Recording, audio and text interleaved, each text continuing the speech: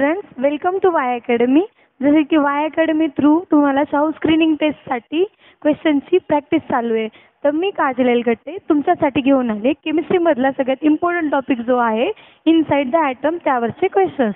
तर त्यावरचे क्वेश्चन्स आपण सॉल्व करत होतो. त्यातलं नेक्स्ट सिरीजमधला क्वेश्चन आहे बघा. तर आपण डायरेक्ट क्वेश्चन स्टार्ट करूया. तर बघा हा क्वेश्चन कशाचा आहे. The unit of frequency is.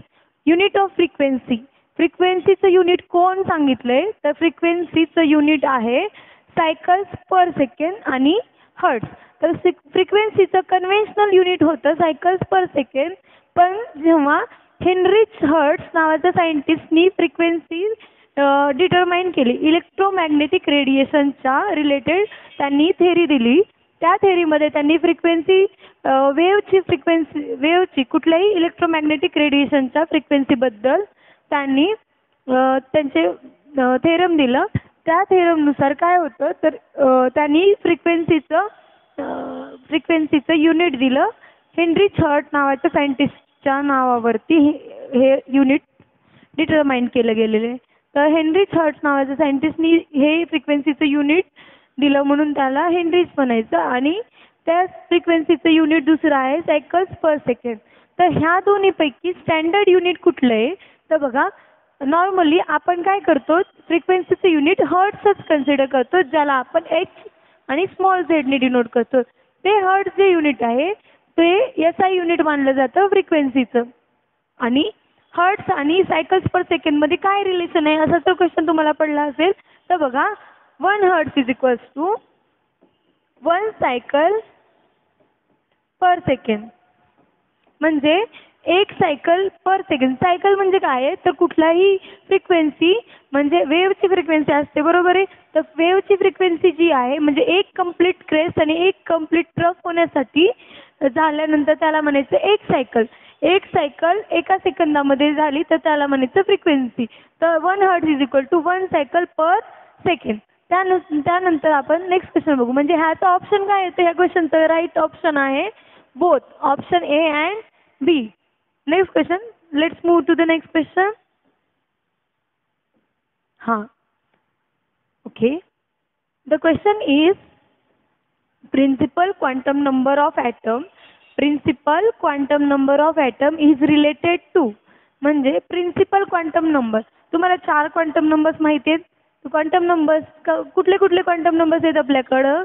तर पहिला आहे प्रिन्सिपल क्वांटम नंबर, दुसरा आहे अझिमुथल क्वांटम नंबर, तिसरा आहे मॅग्नेटिक क्वांटम नंबर आणि चौथा आहे स्पिन क्वांटम नंबर. तर हे 4 क्वांटम नंबर जे आहेत ते ॲड्रेस ऑफ इलेक्ट्रॉन्स आहेत. म्हणजे आपला इलेक्ट्रॉन कुठल्या शेलमध्ये आहे, कुठल्या एनर्जी लेवलला आहे आणि त्याचे मॅग्नेटिक म्हणजे मोमेंटम काय आहे आणि स्पिन म्हणजे क्लॉकवाईज फिरतोय का अँटी क्लॉकवाईज फिरतोय. हे 4 गोष्टी तुम्हाला इन्फॉर्मेशन ऑफ इलेक्ट्रॉन जर काढायचे असेल तर तुम्हाला काय करायला लागेल.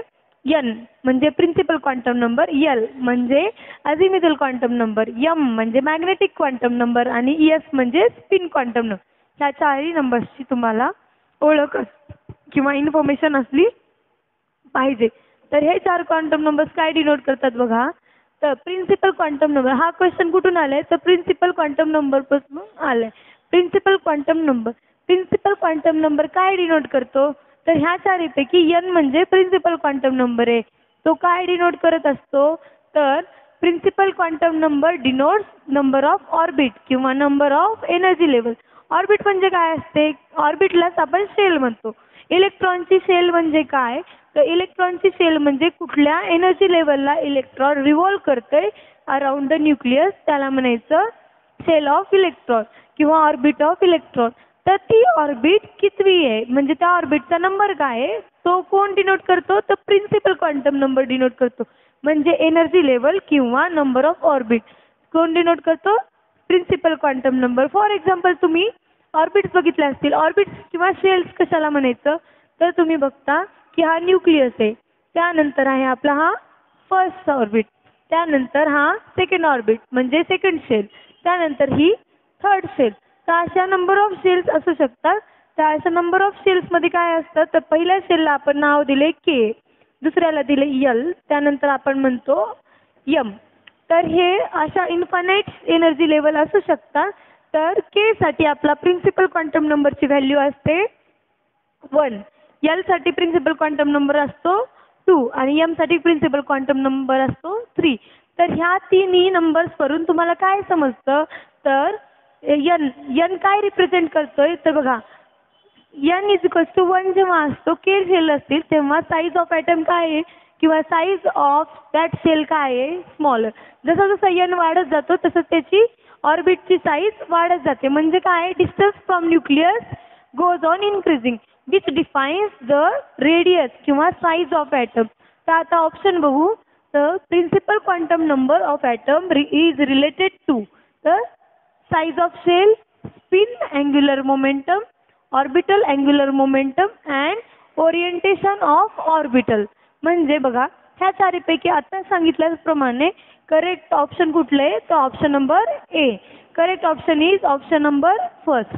तर ह्या ऑप्शन नंबर करेक्ट असण्याचं रिझन काय आहे, तर प्रिन्सिपल क्वांटम नंबर डिफाईनच त्यासाठी केलं आहे की एनर्जी लेवल, एखाद्या इलेक्ट्रॉनची एनर्जी लेवल कुठली आहे किंवा त्या सेलची साईज कुठली आहे ते डिटरमाइन करण्यासाठी आपला प्रिन्सिपल क्वांटम नंबर खूप इम्पॉर्टंट आहे.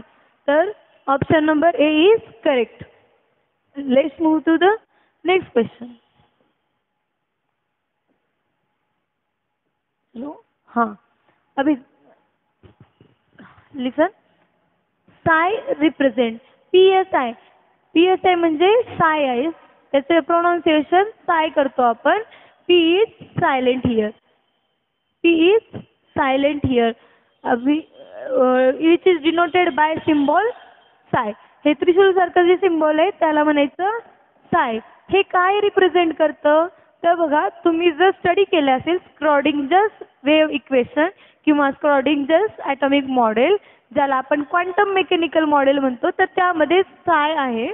मीन्स साय represent what is represented bye साय किंवा साय रिप्रेझेंट. ह्या क्वेश्चनचा आन्सर आहे की साय काय आहे, तर स्क्रॉडिंजर्स वेव्ह इक्वेशन नुसार किंवा स्क्रॉडिंजर्स ॲटॉमिक मॉडेल नुसार काय आहे, साय म्हणजे आता बघू साय काय आहे आपलं, तर लेंथ ऑफ वेव्ह आहे का, तर नाही.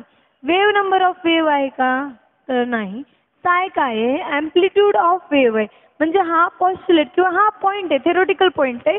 ह्यामध्ये समजून घेण्यासारखं काहीच नाही आहे. तुम्हाला क्वांटम मेकॅनिकल मॉडेल्सशी रिलेटेड 1-2 पॉईंट्स एक्सप्लेन करून सांगेल मी की क्वांटम मेकॅनिकल मॉडेलनुसार आपल्याला काय सांगितलंय की ॲटमचं 3D स्ट्रक्चर त्यांनी सांगितले. त्यामध्ये त्यांनी काय सांगितलंय की हे 3D मॉडेल कशावर डिपेंड आहे, तर प्लँक्स क्वांटम थेरी आणि डी ब्रोग्ली वेव्ह इक्वेशन आणि हायसेनबर्ग अनसर्टेनिटी प्रिन्सिपलनुसार हे क्वांटम मेकॅनिकल मॉडेल बिल्डअप केले.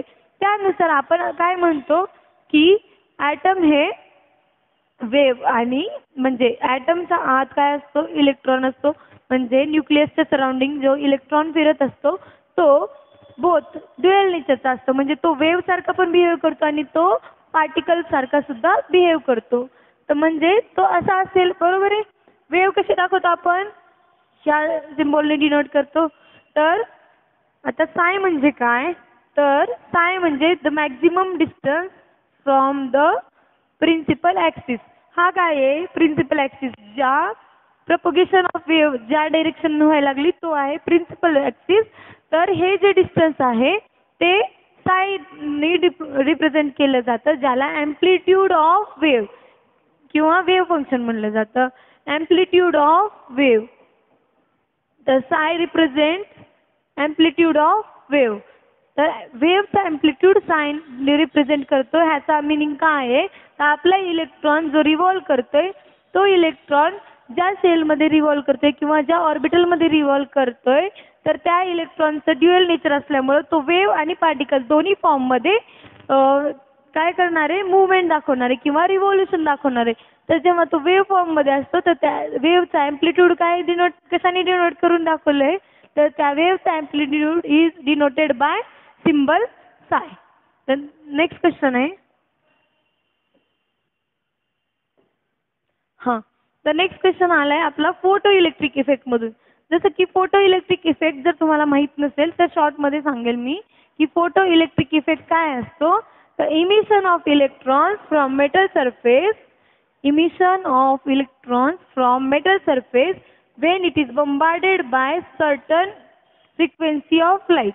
म्हणजे appropriate frequency of light जेव्हा आपल्या मेटल सरफेसवर फॉल करते तेव्हा इलेक्ट्रॉन्स इजेक्ट होतात. हा आहे फोटो इलेक्ट्रिक इफेक्ट. तर photo electric effect can be explain. आपण काय करतो फोटो इलेक्ट्रिक इफेक्ट मध्ये काय करतो बघा. आपण काय करतो तर पॅकेट्स ऑफ एनर्जी म्हणजे क्वांटा हे जे आहेत हे बंबार्ड करतो आपल्या मेटल फॉइलवरती आणि इलेक्ट्रॉनला इजेक्ट करतो. तर हे जे फोटॉन आहेत किंवा हे जे क्वांटा आहेत ते रिस्पॉन्सिबल कशासाठी आहेत तर emission of electron. These quanta और photons are responsible for emission of electron. तर ह्या क्वेश्चनचा आन्सर बघा. Photo electric effect can be explain by assuming that light जे ही क्वांटा पडलाय म्हणजे हा जी लाईट ड्युएल नेचर आहे बरोबर आहे. तर ही in the form of quanta metal शीटवर फॉल करत असते. तर त्याबद्दल हा आपला क्वेश्चन आहे. तर option A is light is a form of transverse wave किंवा it is the form of longitudinal wave किंवा इट कॅन बी पोलराइज्ड किंवा इट कन्सिस्ट ऑफ क्वांटा. तर आपण फोटो इलेक्ट्रिक इफेक्ट मध्ये लाईटला क्वांटा म्हणतो ना की wave. Transverse wave is a wrong option किंवा longitudinal wave is also wrong option. आणि light can be polarised but in photo electric effect it is not mention that light is polarised. तर correct option काय आहे तर light is consist of quanta. Quanta is nothing but packet of energy. तर correct option is option number D. Next question.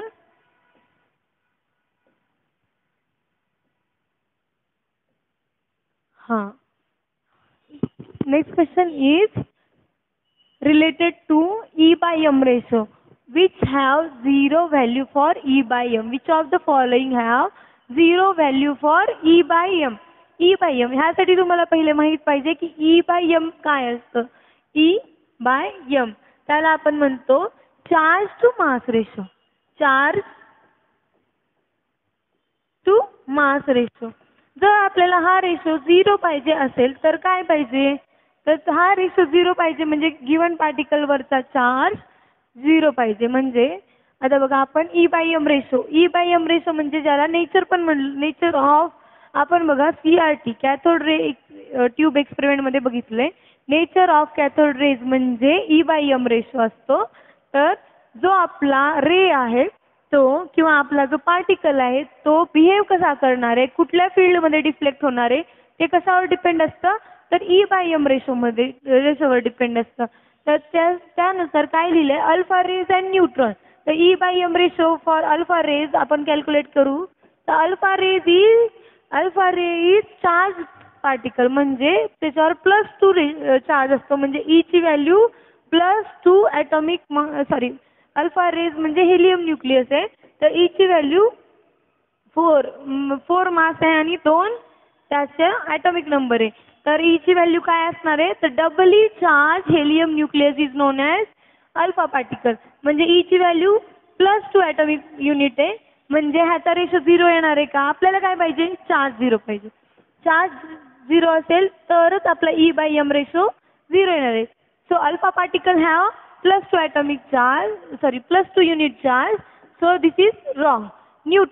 Neutron वर charge 0 असतो पण हे दोन्ही मिळून आपल्याला काय बघायचंय की ए ऑप्शन मध्ये एक जो आहे तो ई बाय एम रेशो 0 नाहीये आणि न्यूट्रॉनचा ई बाय एम रेशो 0 आहे. आता बघा बीटा प्लस आणि बीटा मायनस असतं.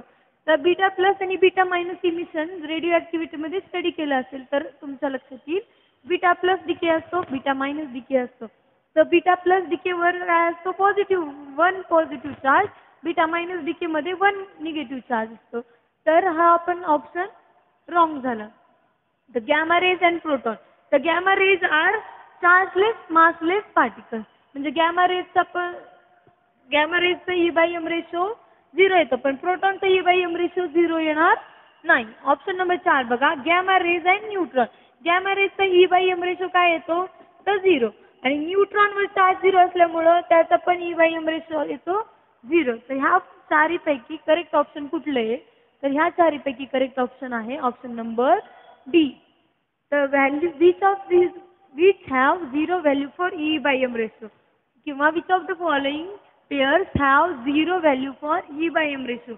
The answer है gamma rays and neutron. So let's move to the next question.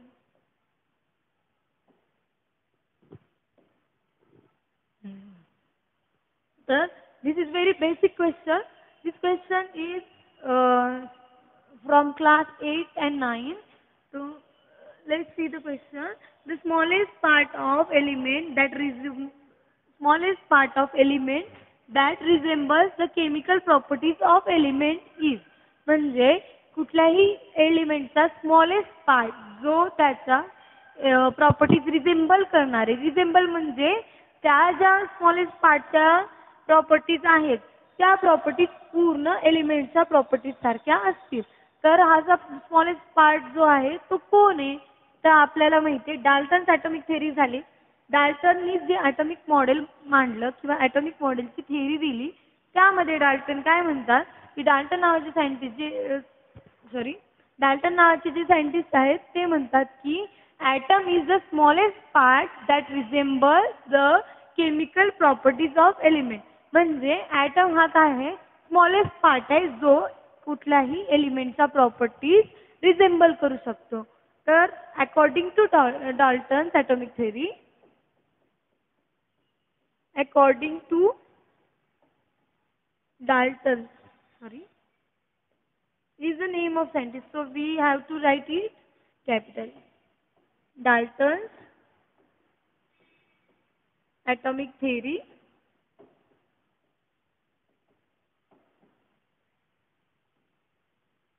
atom is smallest part of the element which resembles its chemical properties. Means जसे की आपल्याला माहिती आहे की smallest part of matter is known as atom. Smallest repetitive part of any matter is known as atom. तर element कुठलाही element घ्या तर त्याचा स्मॉलेस्ट पार्ट काय असतो तर स्मॉलेस्ट पार्ट जो रिझेंबल करतो कुठल्याही एलिमेंटचा स्मॉलेस्ट पार्ट ॲटम नाहीये. Smallest repetitive chemical properties repeat करणारा पार्ट ॲटम आहे. फॉर एक्झाम्पल घ्या कुठलाही ॲटम असू द्या कुठलाही एलिमेंट असू द्या एलिमेंटचा स्मॉलेस्ट पार्ट कुठला आहे तर एलिमेंटचा सगळ्यात स्मॉलेस्ट पार्ट आहे इलेक्ट्रॉन. पण electron does not resembles chemical properties of an element. तर एलिमेंट एखाद्या एलिमेंटचा स्मॉलेस्ट पार्ट दॅट रिझेंबल्स म्हणजे ह्या क्वेश्चनमध्ये इम्पॉर्टन्स कशाला आहे तर रिझेंबल्स केमिकल प्रॉपर्टीज. त्यामुळे सांगते की तुम्ही क्वेश्चन एक वेळेस शांत डोक्याने आणि व्यवस्थितपणे वाचून नंतर आन्सर लिहिलं पाहिजे. बरोबर आहे. तर smallest repetitive part of which resembles properties of chemical which resembles the chemical properties of element is known as atom, not electron. So एलिमेंटचं स्मॉलेस्ट पार्ट विचारले त्याच्यामुळं आपण ॲटम म्हणतोय. जर कुठल्या केमिकल मॉलिक्यूल कुठला आहे समजा त्याचा स्मॉलेस्ट पार्ट म्हणला असेल तर मॉलिक्यूल आला असता. पण आपला इथं काय म्हणलंय केमिकल प्रॉपर्टीज ऑफ एलिमेंट.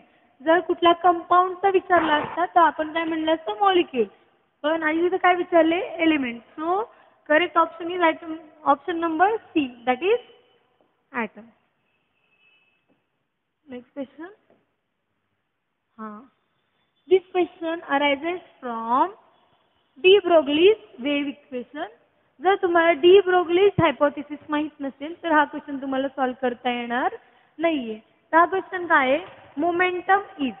आता तुम्हाला फिजिक्स मध्ये पण झालं असेल मोमेंटम काय असतं तर मोमेंटमचा फॉर्म्युला तर माहित असेल. बरोबर आहे. मोमेंटम म्हणजे आपण मोमेंटमला रिप्रेझेंट करतो पी नी which is equals to mass into velocity. Right. तर जो पार्ट तुम्हाला माहित नाहीये तो मी सांगते आता बघा. तर हे फॉर्म्युला आपल्याला माहिती आहे फिजिक्समध्ये पण झाला असेल. पण मोमेंटम आणि वेव्हलेंथचा काय संबंध आहे तर डी ब्रोग्ली हायपोथेसिस तुम्ही जेव्हा स्टडी केलं असेल तर तुम्हाला माहित असेल की momentum is related to wavelength. De ब्रोग्लीने काय सांगितलं होतं तर कुठलाही पार्टिकल जो आहे जर त्याची वेलोसिटी जास्त आणि मास कमी असेल तर तो वेव्ह सारखं बिहेव करतो. म्हणजे particle is behaving as a wave. तर आपण इक्वेशन डिराईव्ह करून बघायचं. तर इक्वेशन बघा, पार्टिकलसाठी एनर्जीचं इक्वेशन काय आहे? जसं की पार्टिकलसाठी एनर्जीचं इक्वेशन आइन्स्टाईनने डिराईव्ह केलं होतं. E is equals to mc². आणि वेव्हसाठी आपण इक्वेशन कुठलं यूज करतो? तर hc/λ, जे प्लँकने दिले, hc/λ. करेक्ट आहे. जर आपला पार्टिकल हे दोन्ही बिहेव करत असेल तर म्हणजे ॲज अ पार्टिकल पण बिहेव करतोय आणि ॲज अ वेव्ह पण बिहेव करतोय, तर आपण ह्या दोन इक्वेशनला इक्वेट करू शकतो. आपण इक्वेट करू याला. Mass into velocity of light square is equal to hc/λ. तर आता बघा काय काय कॅन्सल होऊ शकते इथं. तर सी कॅन्सल होऊ शकतं. त्यानंतर आपण जर कुठल्याही पार्टिकलची वेलोसिटी काढतोय बरोबर आहे, तर वेलोसिटीला आपण सीच्या ऐवजी व्हीने रिप्रेझेंट करू.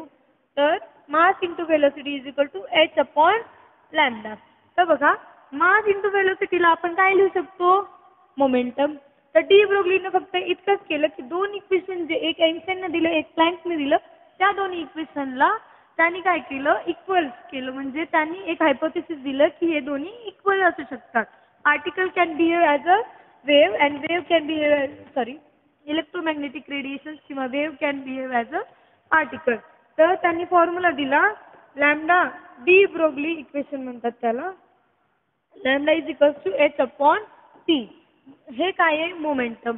तर त्यांनी काय विचारले? मोमेंटम इज, आता इथं रिलेशन कसं दिसते बघा, इनवर्स दिसते का नाही? करेक्ट. तर wavelength is inversely proportional to momentum. तर बघा कुठल्या ऑप्शनमध्ये येतं हे? तर डायरेक्टली प्रोपोर्शनल टू वेवलेंथ नाही, इनवर्सली प्रोपोर्शनल टू वेवलेंथ हे करेक्ट आहे. बघा, momentum is inversely proportional to wavelength, जे आपण डिराईव्ह केलं. हे सगळ्या डेरिव्हेशनच्या मागं कुठला सायंटिस्ट आहे? तर डी ब्रोग्ली सायंटिस्टनी ही वेवलेंथ काढली. त्यामुळे ह्या वेवलेंथला आपण काय म्हणायचं? Lambda de Broglie's wavelength. तर हा क्वेश्चन आलाय, हा क्वेश्चन आपण घेतलाय डी ब्रोग्ली हायपोथेसिस मधून. तर एक सिम्पलचं डेरिव्हेशन करून दाखवलं मी, ते तुम्ही करून बघा try. Next question. Dash are atoms or molecules or ions containing the same number of neutrons. तर तुम्हाला माहिती आहे आपण वेगवेगळे त्यामध्ये स्टडी करतो की कुठलाही ॲटम असेल किंवा आयन असेल त्यामधले इलेक्ट्रॉन, न्यूट्रॉन, प्रोटॉन किंवा ॲटॉमिक मास किंवा ॲटॉमिक नंबर सेम असलेली कन्सेप्ट आहे. बरोबर आहे आपल्याला? बरोबर आहे. आपल्याला माहिती आहे की आयसोटोप, आयसोटोन्स, आयसोबार, आयसो इलेक्ट्रॉनिक स्पीसीज म्हणजे काय? तर तुम्हाला माहित नसेल तर मी एकदा सगळे स्पीसीज एक्सप्लेन करून सांगेन. तर बघा, आयसोबार काय असतात? तर आयसोबार म्हणजे अशा स्पीसीज किंवा असे मॉलिक्युल्स किंवा असे ॲटम ज्यांचा आयसोबार म्हणजे ॲटॉमिक मास नंबर सेम आहे. तर आपण बघू कुठल्याही ॲटमला आपण रिप्रेझेंट कसं करतो, तर त्याच्या बेसला आपण लिहितो ॲटॉमिक नंबर आणि त्याच्या हेडला लिहितो किंवा कॅपला लिहितो आपण atomic mass number. A represent atomic mass number, Z represent atomic number. तर ॲटॉमिक मास नंबर सेम पाहिजे. कशामध्ये? आयसोबार्समध्ये ॲटॉमिक मास नंबर सेम पाहिजे. तर ॲटॉमिक मास नंबर सेम पाहिजे म्हणजे कुठला हे हा नंबर सेम पाहिजे, तर ए ची व्हॅल्यू सेम पाहिजे. ॲटॉमिक मास नंबर म्हणजे काय? तर number of protons plus number of neutrons equal असले पाहिजे. बरोबर आहे. Inside the nucleus. तर ॲटॉमिक मास नंबर म्हणजे नंबर ऑफ प्रोटॉन्स आणि नंबर ऑफ न्यूट्रॉन्सची ॲडिशन सेम आली पाहिजे. आणि ॲटॉमिक नंबर म्हणजे नंबर ऑफ प्रोटॉन्स और number of electrons should represent atomic number. तर आयसोबार्स असे एलिमेंट्स असतात ज्यांचा ॲटॉमिक मास नंबर सेम असतो. फॉर एक्झाम्पल तुम्ही बघितले असतील की आर्गॉन, पोटॅशियम आणि कॅल्शियम. तर त्यांचा ॲटॉमिक मास नंबर सेम असतो, त्याला आपण आयसोबार्स म्हणतो. आयसो इलेक्ट्रॉनिक स्पीसीज कशाला म्हणायचं? तर ज्या स्पीसीजमध्ये नंबर ऑफ इलेक्ट्रॉन्स सेम आहे. नंबर ऑफ इलेक्ट्रॉन्स सेम आहेत म्हणजे काय? तर त्याच्या न्यूक्लियसच्या अराउंड रिव्हॉल्व करणारे इलेक्ट्रॉन सेम असले पाहिजे. तर त्याला काय म्हणायचं? आयसो इलेक्ट्रॉनिक स्पीसीज. तर नेक्स्ट ऑप्शन बघू. आयसोटोप्स म्हणजे काय? The isotopes of element is the elements having same atomic number but different atomic mass number. म्हणजे Z ची व्हॅल्यू सेम पाहिजे. यामध्ये पण आयसोइलेक्ट्रॉनिक मध्ये आपण असं म्हणू शकत नाही Z ची व्हॅल्यू सेम पाहिजे. का? कारण इलेक्ट्रॉन्सचा नंबर जरी सेम असेल तर काही काही वेळेस प्रोटॉनचा नंबर कॉन्स्टंट असतो आणि आपण कॅटायन किंवा आयनायन घेतला तर इलेक्ट्रॉनचा नंबर डिफर होऊ शकतो. त्यामुळे आयसोइलेक्ट्रॉनिक म्हणजे फक्त इलेक्ट्रॉनचा नंबर सेम पाहिजे. तर फोर्थ ऑप्शन आयसोटोन्स, ज्यामध्ये नंबर ऑफ न्यूट्रॉन्स सेम असतील त्या स्पीसीजला काय म्हणायचं? आयसोटोन्स म्हणायचं. आता नंबर ऑफ न्यूट्रॉन कसं काढतात तर A-Z करून बघायचं. A-Z हा फॉर्म्युला आहे, डिरेक्ट फॉर्म्युला. A-Z जेव्हा आपण कॅल्क्युलेट करू तेव्हा आपल्याला नंबर ऑफ न्यूट्रॉन्स मिळतील. तर ज्या स्पीसीज मध्ये नंबर ऑफ न्यूट्रॉन्स सेम असतात त्यांना म्हणायचं आयसोटोन्स. तर option number A is correct. Next question.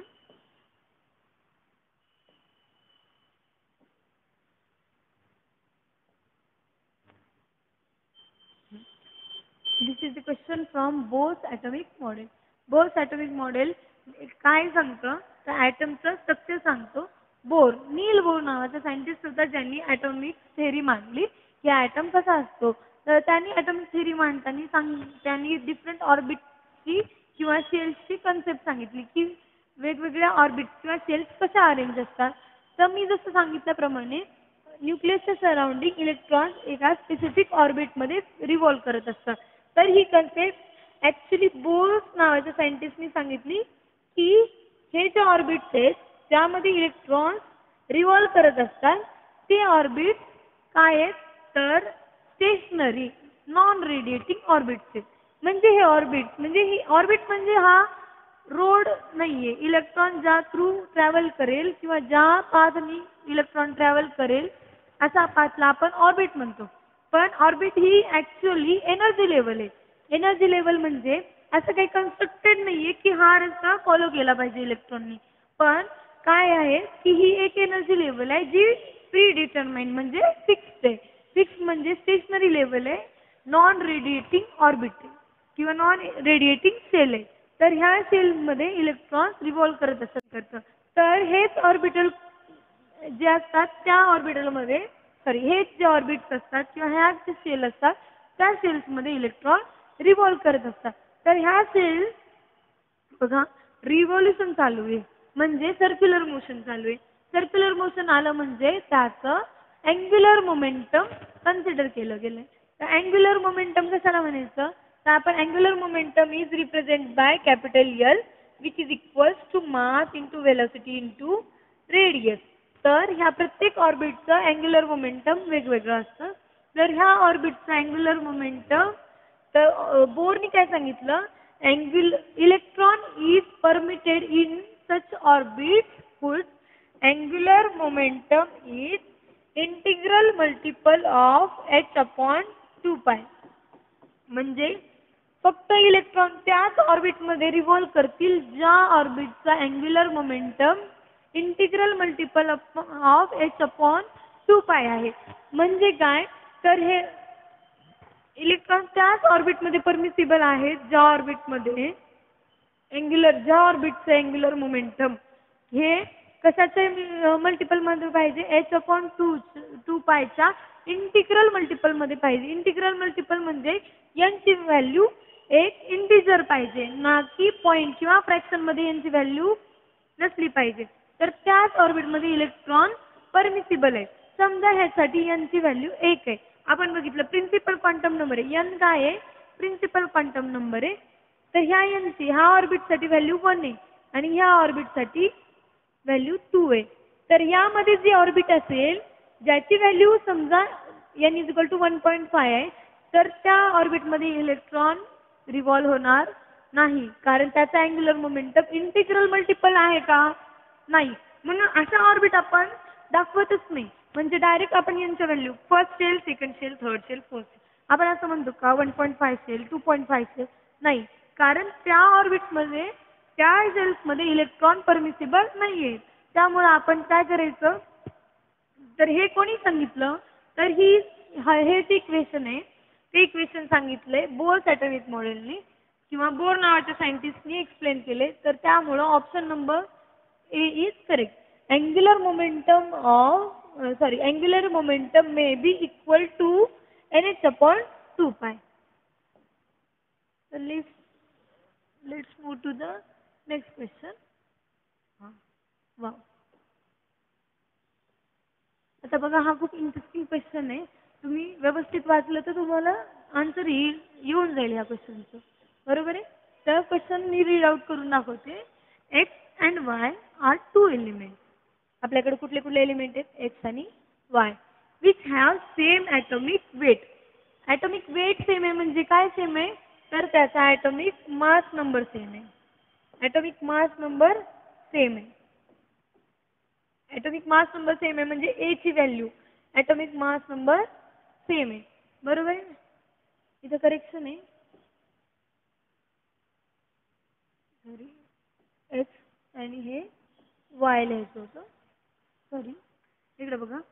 तर ॲटॉमिक मास नंबर सेम आहे ह्या दोघांचं सांगितलंय. अँड हॅव्हिंग ॲटॉमिक नंबर, तर एक्सचा ॲटॉमिक नंबर आहे 27 आणि वायचा ॲटॉमिक नंबर आहे 30.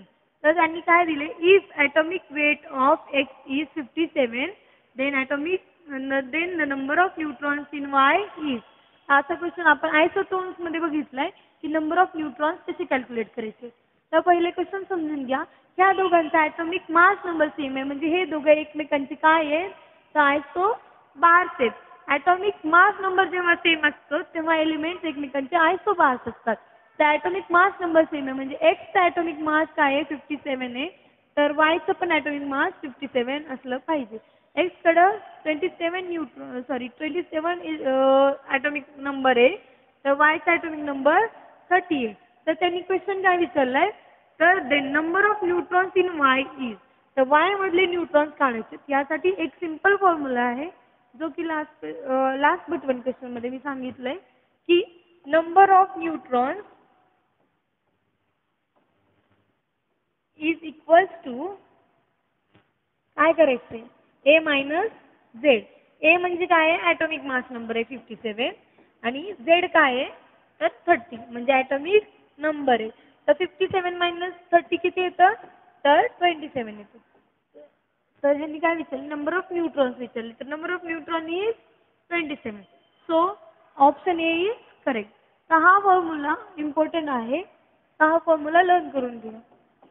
Number of neutrons in any atom is atomic mass number minus atomic number. Let's move to the next question.